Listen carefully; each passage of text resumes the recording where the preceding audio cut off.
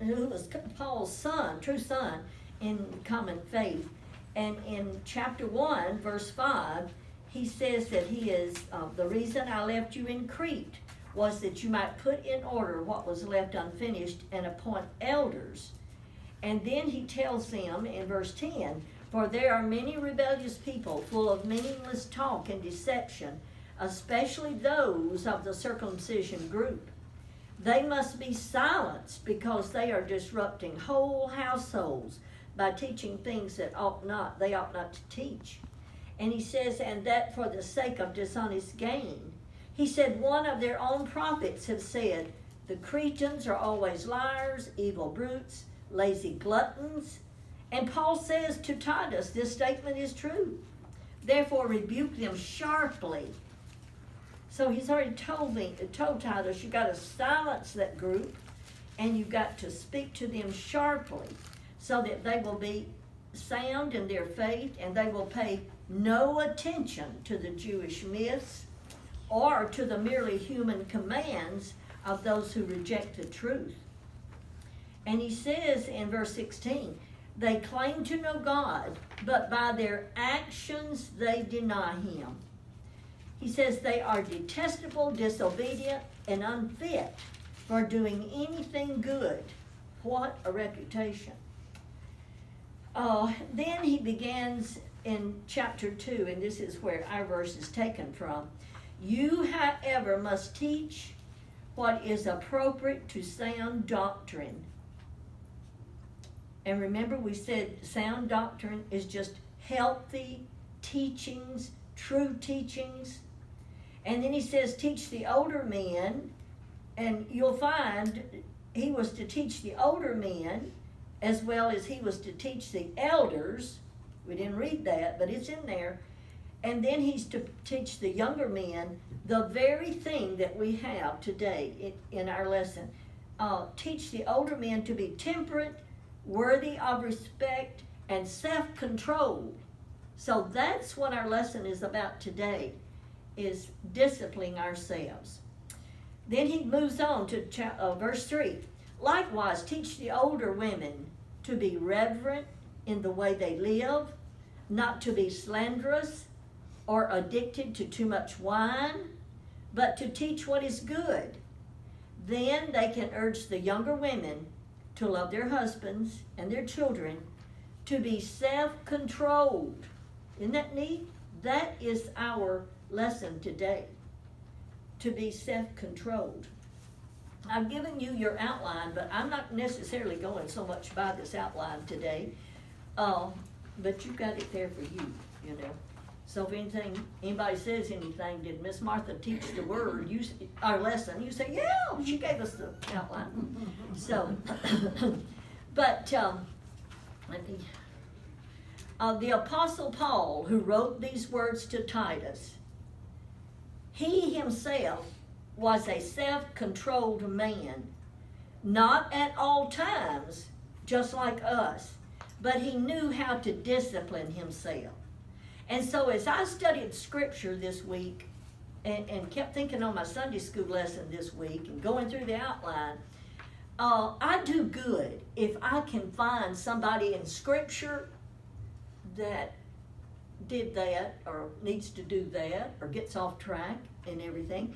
So this week, God has just reminded me of many people in Scripture that practiced discipline. And so the Apostle Paul was one of the main fellows that practiced discipline. He knew what was in his life that was nothing but garbage. You remember how he said, that was just garbage to me, after he got saved. Do we in our lives, can we look at our lives and know what's just absolutely nothing but garbage? We've all got some of that in our lives. And Paul was a wise fella. He knew what was garbage in his life. And so that would help us to know, can you look at your life and think, now that's of no good to anybody. It may be something that you've dusted for 100 times, and you just think, I'm tired of this. Is that any good to me? Who gave me that anyway? you know. Well, I think I'm going to pass it on to somebody else because I'm tired of dusting it. Can you look at things in your life and say, that's not good? Well, yesterday, me and some ladies went out on Natchez Trace. We went to see the hummingbirds. Honey, there wasn't any hummingbirds. So, you know, I thought of it after I got back. I thought, well, good grief. We just wasted. And then I thought, I did learn about the jewel weed that the hummingbirds like. And it's fixed just so their little beaks will go directly in there to draw out the nectar. So it's just interesting to learn about that. And then I sat down, put off my shoes, put them in this water that was flowing. And oh, it was so nice and cool.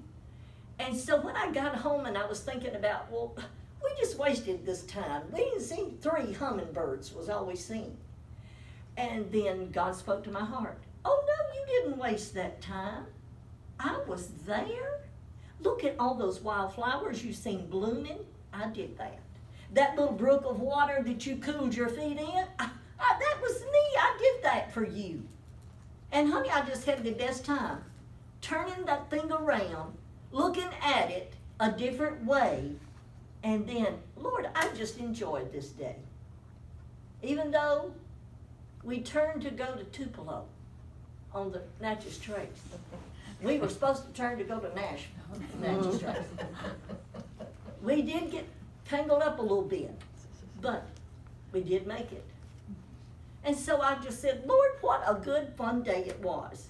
So that's important for us to look at what happens to us, or what we do. And can we say, that's good, or that's not good? And Lord, I need to get rid of that in my life. Well, Paul was my first one that I thought about. Paul was the one that says, I do what I shouldn't do, and that what I should do, I don't do. Is that you?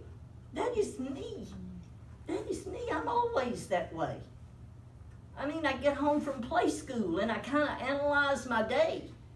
And I think, Martha, you shouldn't have done that, girl. You know? And so, for me, that's very important to take the time to do that. And Paul was this kind of guy. In Romans chapter 7 is where it brings out a lot about Paul. But Paul said, O wretched man, who shall deliver me? He just felt so like, where am I going? What's happening to me? I can't seem to do what I ought to do. But then he said, I thank God through Jesus Christ, he is able to help me. And that's just the neatest thing. That's the way it is.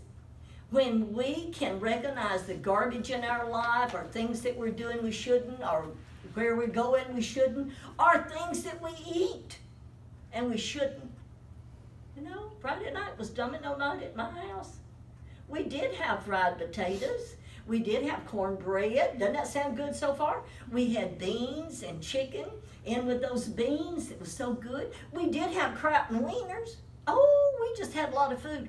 But we also had a lot of desserts.